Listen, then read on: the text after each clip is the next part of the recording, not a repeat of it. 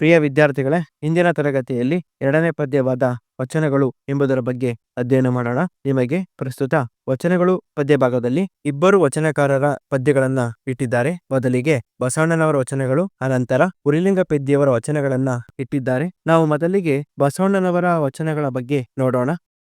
ಭಕ್ತಿ ಭಂಡಾರಿ ಎಂದು ಖ್ಯಾತರಾಗಿರುವಂತಹ ಬಸವಣ್ಣನವರು 12ನೇ ಶತಮಾನದಲ್ಲಿ ಧಾರ್ಮಿಕ, ಸಾಂಸ್ಕೃತಿಕ ಮತ್ತು ಸಾಮಾಜಿಕ ಕ್ರಾಂತಿ ಕೇಂದ್ರ ಪುರುಷರಾಗಿದ್ರು. ಇವರು ಬಿಜಾಪುರ ಜಿಲ್ಲೆಯ ಬಾಗೇವಾಡಿಯಲ್ಲಿ ತಂದೆ ವಾದಿರಾಜ ಮತ್ತು ತಾಯಿ ಮಾದಲಾಂಬಿಕೆಯ ಮಗನಾಗಿ ಜನಿಸ್ತಾರೆ. ಬಿಜ್ಜಳನ ಆಸ್ಥಾನದಲ್ಲಿ ಕೋಶಾಧಿಕಾರಿಯಾಗಿದ್ರು. ಭಕ್ತಿ, ಜ್ಞಾನ, ಮಾನವೀಯತೆ ಹಾಗೂ ವೈರಾಗ್ಯ ಪರವಾದ ಬಸವಣ್ಣನವರ ವಚನಗಳು ಸುಲಭವಾದ, ಸುಲಲಿತ ಹಾಗೂ ಸರಳ ಭಾಷೆಯಲ್ಲಿ ಕೂಡಿಕೊಂಡಿರುತ್ತವೆ. ಬಸವಣ್ಣನವರ ಮುಖ್ಯ ಕಾಳಜಿ ಸಮಾಜ ಸುಧಾರಣೆಯಾಗಿತ್ತು. ಜಾತಿ, ಕುಲ, ಲಿಂಗ ಭೇದಗಳಿಂದ ಹೊರತಾದ ಸಮಾಜವನ್ನ ನಿರ್ಮಾಣ ಮಾಡಬೇಕೆಂಬುದು ಅವರ ಗುರಿಯಾಗಿತ್ತು. ಜನರ ಅಜ್ಞಾನ, ಕಂದಾಚಾರ, ಜಾತಿ ಸಂಕರಗಳನ್ನು ಕುರಿತು ಅವರ ವಚನಗಳನ್ನು ಚಿಂತಿಸುತ್ತವೆ. ಉಪದೇಶ, ವಿಡಂಬನೆ ಮುಂತಾದ ಗುಣಗಳಲ್ಲಿ ಅಲ್ಲಿ ಕಾಣಬಹುದಾಗಿದೆ. ಬಸವಣ್ಣನವರು ಕಾಯಕ ತತ್ವವನ್ನ ಜಗತ್ತಿಗೆ ಸಾರಿದ ಮಹಾಪುರುಷರಾಗಿದ್ದಾರೆ. ಮಹಾಮನೆಯಲ್ಲಿ ವಿವಿಧ ವರ್ಗದ ವಚನಕಾರರು ಒಂದೆಡೆ ಕಲಿಯುವಂತೆ ಮಾಡಿದ ಬಸವಣ್ಣನವರ ಸಂಘಟನಾ ಶಕ್ತಿಯ ಜೊತೆಗೆ ಯುಗ ಪರಿವರ್ತನೆಗೆ ಶ್ರಮಿಸಿದ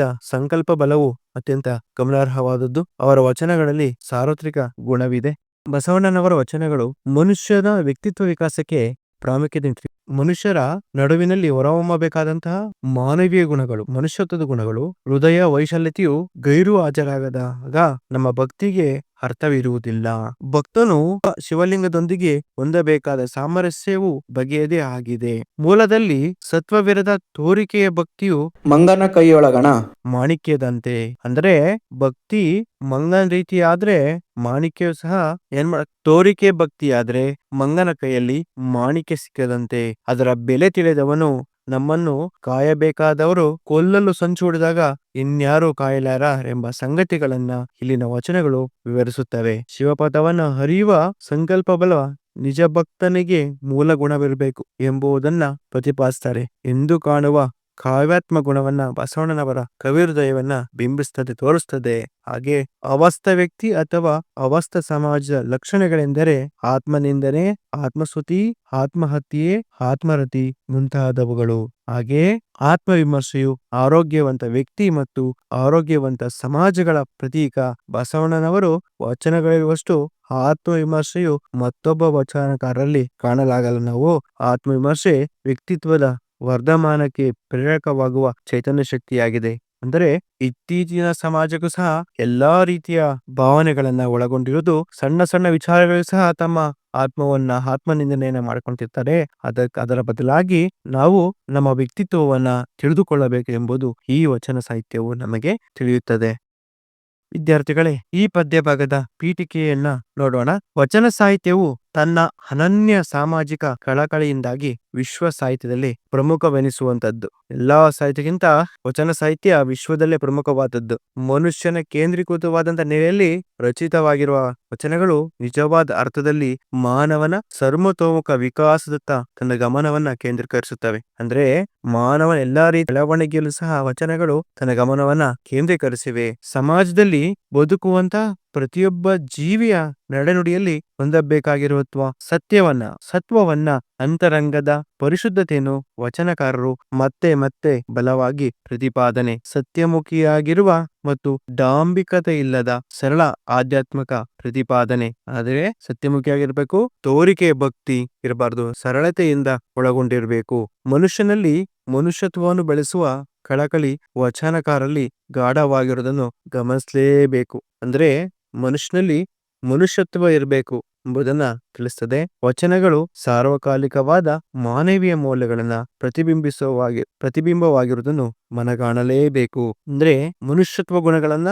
ಮನುಷ್ಯನಿರುವಂತಹ ಮೌಲ್ಯವನ್ನ ನಮ್ಮ ವಚನಗಳು ನಮಗೆ ಸಾರ್ವಕಾಲಿಕವಾಗಿಯೂ ಸಹ ನಮಗೆ ತಿಳಿಸುತ್ತವೆ. ಅದನ್ನ ಮನಗಾಣ್ಕೋಬೇಕು.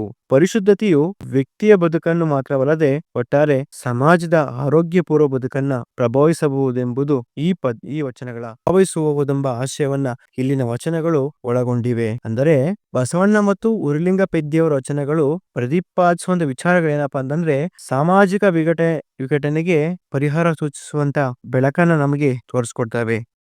ಬಸವಣ್ಣನವರ ವಚನಗಳು ಮನ ಬೆರೆಸಿದಲ್ಲಿ ತನು ಕರಗದಿದ್ದಡೆ, ಸೊಂಕಿನಲ್ಲಿ ಪುಳಕಂಗಗಳು ಹೊರಹೊಮ್ಮದಿದ್ದಡೆ, ಕಂಡಾಂಗಳ ಸುಜಲಗಳು ಸುರಿಯದಿದ್ದಡೆ, ನುಡಿವಲ್ಲಿ ಗದ್ಗದಂಗಳು ಪೊನ್ಮದಿದ್ದಡೆ, ಕೂಡಲ ಸಂಗಮ ದೇವರ ಭಕ್ತಿಗಿದು ಚಿಹ್ನ, ಎನ್ನಲ್ಲಿ ಇವಿಲಾಂಗಿ ಆನು ಡಂಬಕ ಕಾಣಿರೆ. ಅಂದರೆ ಮನಗಳು ಬೆರೆತಾಗ ಅಲ್ಲಿ ಅಹಂಕಾರಕ್ಕೆ ಚಲನೆ ಇರಬಾರ್ದು, ತನು ಕರಗ್ಬಿಡ್ಬೇಕು. ಹಾಗೆ ಪರಸ್ಪರ ಒಬ್ಬರು ಮತ್ತೊಬ್ಬರನ್ನ ಸ್ಪರ್ಶಿಸಿದಾಗ ದೇಹ ರೋಮಾಂಚನಗೊಳ್ಬೇಕು, ಪುಳಕಿತ ಹೋಗ್ಬೇಕು.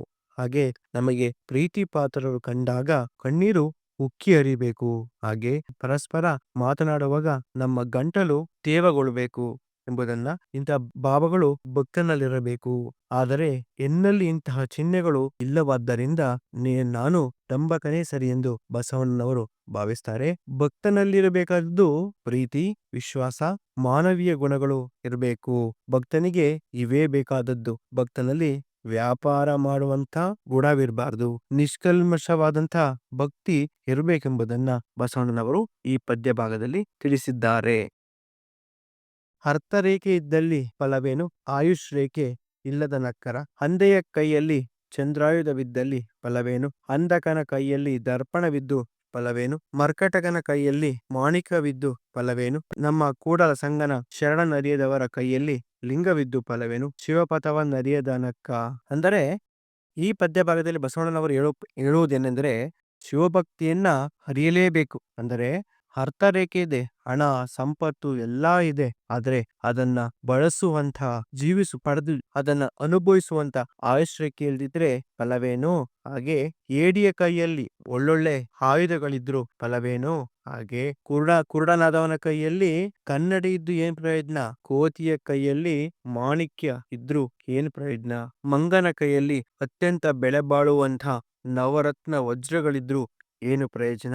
ರತ್ನದ ಬೆಲೆ ಅರಿತವನಿಗೆ ರತ್ನದ ಮಹತ್ವ ತಿಳಿಯುವುದು. ಅಂತೆಯೇ ಶಿವಲಿಂಗವನ್ನು ಶಿವಪಥದಲ್ಲಿ ಇಲ್ಲದವನಿಗೆ ಹೇಗೆ ತಿಳಿಯಲು ಸಾಧ್ಯ. ಅಂದರೆ ಶಿವಪಥವನ್ನು ಅರಿಯದವರು ಕೈಯಲ್ಲಿ ಲಿಂಗ ಎಳೆದು ಪುಷ್ಪಾರ್ಚನೆ ಮಾತ್ರಕ್ಕೆ ಸದ್ಭಕ್ತಿಯ ಲಕ್ಷಣಗಳು ಇರುವುದಿಲ್ಲ, ಸದ್ಭಕ್ತಿಯ ಲಕ್ಷಣವಲ್ಲ. ಶಿವಪಥವನ್ನು ಅರಿಯುವುದು ಮುಖ್ಯ ಎಂದು ಬಸವಣ್ಣನವರು ಈ ಪದ್ಯ ಭಾಗದಲ್ಲಿ ತಿಳಿಸಿದ್ದಾರೆ. ಒಲೆ ಹತ್ತಿ ಉರಿದಡೆ ನಿಲ್ಲಬಹುದಲ್ಲದೆ, ದರೆ ಹತ್ತಿ ಉರಿದಡೆ ನಿಲ್ಲಲು ಬಾರದು, ಏರಿ ನೀರುಂಬಡೆ ಬೀಳಿ ಕೆಯ್ಯ ಮೇವಡೆ, ನಾರಿ ತನ್ನ ಮನೆಯಲ್ಲಿ ಕೊಳುವಡೆ, ತಾಯ ಮೊಲೆವಾಲು ನಂಜಾಗಿ ಕೊಲ್ಲುವಡೆ, ಇನ್ನಾರಿಗೆ ದೂರಿವೆ ಕೂಡಲ ಸಂಗಮ ದೇವ.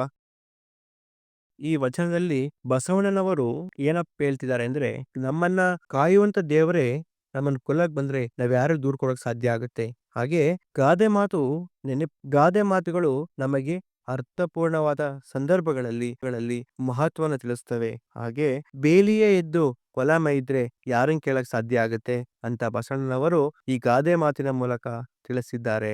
ಒಲೆ ಹತ್ತಿ ಉರಿದಡೆ ನಿಲ್ಲಬಹುದು, ಆದರೆ ಭೂಮಿ ಹತ್ತಿ ಉರಿದ್ರೆ ನಿಲ್ಲ ಸಾಧ್ಯನಾ? ನಿಲ್ಲುವುದು ಹೇಗೆ? ಕೆರೆಯ ನೀರನ್ನು ಹಿಡಿದಿಡಲಿ ಎಂದು ಕಟ್ಟಿದ ಏರಿ ಮಣ್ಣಿನ ದಿಬ್ಬವೇ ಕೆರೆಯ ನೀರನ್ನೆಲ್ಲ ಕುಡಿದರೆ, ಹೊಲದ ರಕ್ಷಣೆಗೆಂದು ನಿರ್ಮಿಸಿದ ಬೇಲಿಯೇ ಹೊಲವನ್ನ ಮೇಯ್ದರೆ ಯಾವ ವ್ಯಕ್ತಿ ನಂಬಕ್ಕಾಗುತ್ತೆ?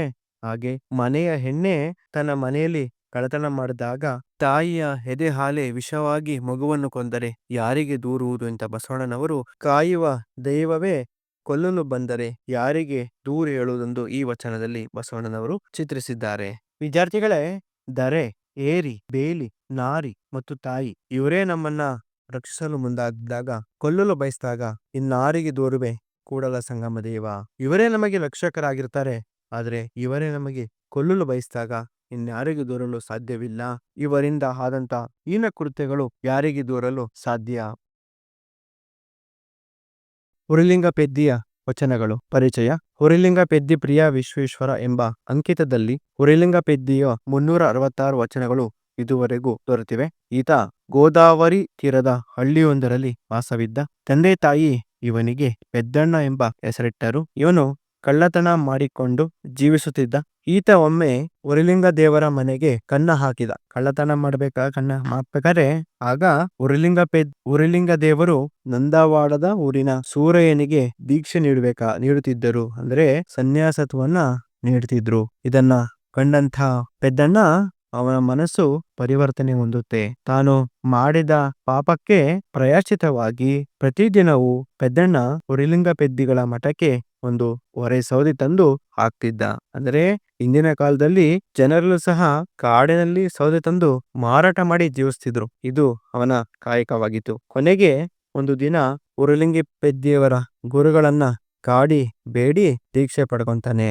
ಆಗ ಅವನು ಉರುಲಿಂಗ ಪೆದ್ದಿ ಎಂಬ ಹೆಸರನ್ನ ಧರಿಸ್ತಾನೆ. ಗುರುವಿಗೆ ತಕ್ಕನಾದಂತಹ ಶಿಷ್ಯನ ಆಗ್ತಾನೆ. ಗುರುವಿನ ನಂತರ ಸಕಲ ಶಾಸ್ತ್ರ ಪಾರಂಗತನಾಗಿ ತಾನೇ ಆ ಪೀಠಕ್ಕೆ ಒಡೆಯನಾದ ಮಹಾನುಭವಿ ಈತ. ಒಂದು ಮಠಕ್ಕೆ ಒಡೆಯನಾಗುವುದು ಸಾಮಾನ್ಯ ವಿಚಾರವಲ್ಲ. ಎಲ್ಲಾ ರೀತಿಯ ಸಕಲ ಶಾಸ್ತ್ರಗಳನ್ನ ತಿಳ್ಕೊಂಡು ಈತ ಗುರುವಿನ ಪ್ರೇರಣೆಯನ್ನ ಪಡ್ಕೊಂತಾನೆ. ಅಂದರೆ ಈ ಪದ್ಯ ಭಾಗದ ಚಿಂತೆ ಇಲ್ಲದ ಅತಿ ಶ್ರೇಷ್ಠವಾದ ಮನಸ್ಥಿತಿಯನ್ನು ಶಿವಧ್ಯಾನದಲ್ಲಿ ಸಾಧಿಸಬಹುದಾಗಿದೆ. ಶಿವಭಕ್ತಿಯಲ್ಲಿ ಎಲ್ಲಾ ರೀತಿಯಂತ ಚಿಂತೆ ಇಲ್ದನೆ ಅತಿ ಶ್ರೇಷ್ಠವಾಗಿ ಮನಸ್ಸನ್ನ ಶಿವಭಕ್ತಿಯಲ್ಲಿ ನಾವು ಸಾಧಿಸಬಹುದು. ಮಂಗಳಕರವಾದ ಅಂಗದ ಸಾಂಗತ್ಯ ಉಳ್ಳವನೆಂದು ಬೇರೆಯವರ ಬಗ್ಗೆ ಚಿಂತಿಸನೆಂಬುದನ್ನು, ಅಂದ್ರೆ ಅವನ ದೇಹದ ಮೇಲೆ ಮಂಗಳಕರವಾದಂತಹ ಲಿಂಗ ಧಾರಣೆಯಾದಾಗ ಅವನು ಬೇರೆಯೊಬ್ಬರ ಬಗ್ಗೆ ಚಿಂತೆ ಮಾಡಲು ಅವಕಾಶ ಕಲ್ಪಿಸಿಕೊಡುವುದಿಲ್ಲ. ಅವನು ಕೇವಲ ಅವನ ಲಿಂಗದ ಮೇಲೆ ಗಮನವನ್ನ ಕೇಂದ್ರೀಕರಿಸ್ತಾನೆ. ಗುರುವಿನ ನಡತೆಯು ಘನತೆ ಉಳ್ಳವದಾಗಿರಬೇಕೆಂಬುದನ್ನು ಉರುಲಿಂಗ ಪೆದ್ದಿಯ ವಚನಗಳು ನಿರೂಪಿಸುತ್ತವೆ. ನಮ್ಮ ಗುರುವಿನ ಇರುವಂತ ನಡತೆಗಳು ಅವರ ಘನತೆಯನ್ನ, ಗೌರವವನ್ನ ತಿಳಿಸೋದನ್ನ ಈ ಪದ್ಯ ಭಾಗ ಇಲ್ಲಿ ತಿಳಿಸ್ತಾನೆ. ಘನತೆಯನ್ನು ಅವರ ವಚನಗಳು ತಿಳಿಸಿವೆ. ತನ್ನ ವಿಚಾರಗಳನ್ನ ಮಂಡಿಸುವಾಗ ಬಳಸುವಂತ ಹೋಲಿಕೆಗಳು ಎಲ್ಲ ಔಚಿತ್ಯವನ್ನ ವಚನ ಬಂಧುರದಲ್ಲಿ ಹಿಡಿದಿರುವ ಕುಶಲತೆ, ಕೌಶಲ್ಯ ಮತ್ತು ಕಲೆಗಾರಿಕೆ ಇವನ ವಚನದಲ್ಲಿ ನಾವು ಗಮನವೆನಿಸಬಹುದು.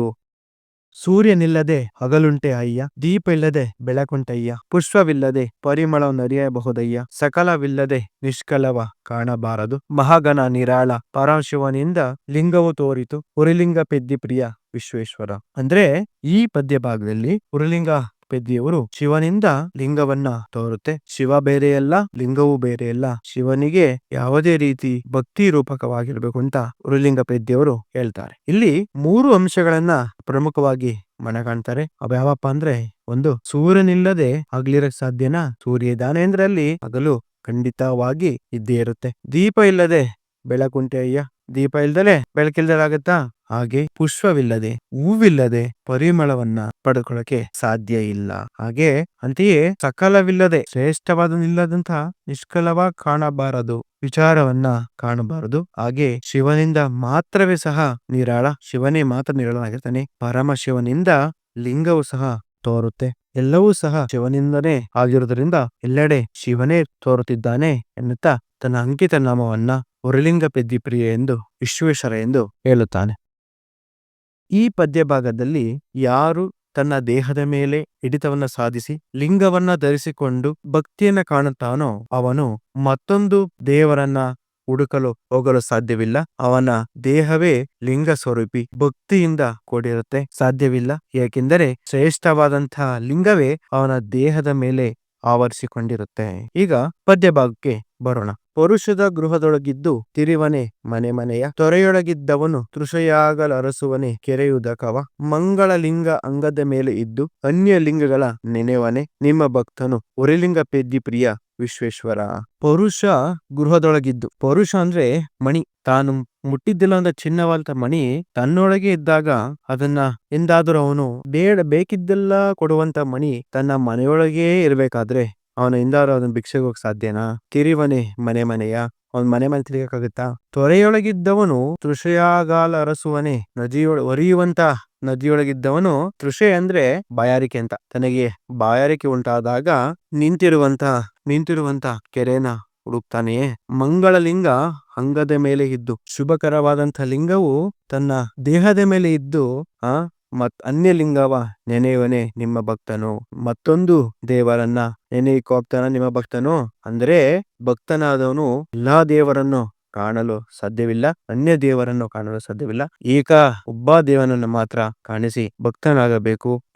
ವ್ಯಕ್ತಿತ್ವನ, ದೈವವನ್ನ ನೆನಪಿಸಿಕೊಳ್ಳುವುದು ಒಬ್ಬನೇ ಒಂದೇ ದೇವನನ್ನ ಭಕ್ತನಾಗಿ ನೆನೆಸಿಕೊಳ್ಳಬೇಕು ಎಂಬುದನ್ನ ಇಲ್ಲಿ ಈ ಪದ್ಯವು ನಮಗೆ ತಿಳಿಸುತ್ತಿದೆ. ಲಘು ಗುರುವಪ್ಪನೆ, ಗುರು ಲಘುವಪ್ಪನೆ, ಆಗದಾಗದು ಗುರು ಗುರುವೆ ಲಘು ಲಘುವೆ. ಶ್ರೀ ಗುರು ಲಘು ವರ್ತನದಲ್ಲಿ ವರ್ತಿಸಿದಡೆ ಆಗದು ಆಚಾರ, ಶ್ರೀ ಗುರು ಲಿಂಗ ಜಂಗಮ ಪ್ರಸಾದವನು ತಾನೇ ಲಘು ಮಾಡಿ ಲಘುವಾದನಯ್ಯ ಊರಿಲಿಂಗ ಪೆದ್ದಿ ಪ್ರಿಯ ವಿಶ್ವೇಶ್ವರ. ಅಂದರೆ ಗುರುವಾದವನು ಲಘುವಾಗಿ ವರ್ತಿಸಬಾರದು. ಗುರು ಅಧ್ಯಾಪಕನಾಗಿ ಮತ್ತೊಬ್ಬರ ಜೀವನವನ್ನ ದಾರಿ ತೋರಿಸುವಂತ ಅವನು ಗುರು ಲಘುವಪ್ಪನೆ. ಅವನ ವರ್ತನೆ ಬದಲಾಗಬಾರದು, ಅದಾಗಬಾರದು, ಅದು ಒಳ್ಳೆಯದಲ್ಲ. ಗುರು ಸಮಾನನಾದವನು ಗುರುವಿನ ವರ್ತನೆ ಉತ್ತಮ ಮಟ್ಟದಲ್ಲಿರಬೇಕು, ಅವನ ಘನತೆ ಕೆಳಮಟ್ಟದಲ್ಲಿ ಬರಬಾರದು. ಗುರುವೇ ಲಘು ಲಘುವೇ, ಗುರುವೇ ಲಘು ಲಘುವೇ ಅಂತ ಹೇಳ್ತಿದ್ದಾರೆ. ಶ್ರೀ ಗುರುಗಳ ವರ್ತನೆಯಲ್ಲಿ ಶ್ರೀ ಗುರುಗಳ ಲಘುವಾಗಿ ವರ್ತಿಸಿದರೆ ಅದು ಆಚಾರ ಆಗಲ್ಲ, ಅನಾಚಾರವಾಗುತ್ತೆ. ಶ್ರೀ ಗುರುಲಿಂಗ ಜಂಗಮ ಪ್ರಸಾದವನು ತಾನೇ ಲಘು ಮಾಡಿ ಲಘುವಾದನಯ್ಯ. ಗುರುವಾದವನು ಲಿಂಗವನ್ನ ಪೂಜನೆ ಮಾಡಬೇಕು, ಭಕ್ತಿಯಿಂದ ಕಾಣಬೇಕು. ಜಂಗಮರ ಸನ್ಯಾಸಿಗಳು ಅವರು ಬರುತ್ತಾರೆ, ಅವರು ಜೋಳಿಗೆಯಿಂದ ತಮ್ಮ ಕಾಯಕವನ್ನ ನಿರ್ವಹಿಸುತ್ತಿರ್ತಾರೆ. ಆ ದಿನ ಸಿಕ್ಕಿದಂತ ಪ್ರಸಾದವನ್ನ ಸ್ವೀಕರಿಸಬೇಕು. ತಾನು ಲಘುವಾಗಿ ಅದನ್ನ ಲಘುವಾಗಿ ಮಾಡಬಾರದು. ಲಘುವಾಗಿ ವರ್ತಿಸಿದರೆ ಆ ವ್ಯಕ್ತಿ ತಾನೇ ಲಘುವಾಗುವುದನ್ನ ಇಲ್ಲಿ ನಾವು ಕಾಣಬಹುದು. ಹಾಗೆ ತಮ್ಮ ಹಿರಿತನ ಬಿಟ್ಟು ಸಣ್ಣತನವನ್ನ ತೋರಿದಾಗ ಅವರವರ ಮರ್ಯಾದೆಯನ್ನ ಕಳೆದುಕೊಳ್ತಾರೆ. ಒಂದು ಬಾರಿ ತಮ್ಮ ಘನತೆಯನ್ನ ಕಳ್ಕೊಂಡಾಗ ಅದು ಆಚಾರವಾಗಲ್ಲ, ಅಪಚಾರವಾಗುತ್ತೆ. ಹಾಗಾಗಿ ತಮ್ಮ ನಡವಳಿಕೆಗಳು ತಮ್ಮ ಘನತೆಗೆ ತಕ್ಕಂತೆ ಇರಬೇಕೆಂಬುದು ಈ ವಚನದ ಈ ಪದ್ಯದ ಆಶಯವಾಗಿದೆ. ಹಾಗೆ ಈ ವಚನಕಾರರ ಆಶಯ ಸಹ ಆಗಿದೆ. ಅದೇ ರೀತಿಯಾಗಿ ನಾವು ಸಹ ಮತ್ತೊಬ್ಬ ವ್ಯಕ್ತಿಯ ಹಗುರವಾಗಿ, ಕೀಳಾಗಿ, ಸಣ್ಣ ಮಟ್ಟದಲ್ಲಿ ಮತ್ತು ನಮ್ಮ ವರ್ತನೆಗಳು ಬದಲಾದಾಗ ಅವರು ನಮ್ಮನ್ನ ಕಾಣುವ ಬದಲಾವಣೆಗಳು ನಾವು ಅವರಿಗೆ ಸಣ್ಣ ಮಟ್ಟದಲ್ಲಿ ತಮ್ಮ ಘನತೆ, ಗೌರವ ಎಲ್ಲವೂ ಸಹ ಕಳೆದುಕೊಳ್ತೇವೆ. ಇದು ಭಕ್ತನಾದವನ ಮತ್ತು ಶಿವಭಕ್ತನಲ್ಲಿ ಇರಬೇಕಾದ, ಗುರುವಿನಲ್ಲಿರಬೇಕಾದಂತ ಕರ್ತವ್ಯವಲ್ಲ ಎಂಬುದನ್ನ ಈ ಪದ್ಯ ಭಾಗವು, ಈ ವಚನಗಳು ನಮಗೆ ತಿಳಿಸುತ್ತಿವೆ.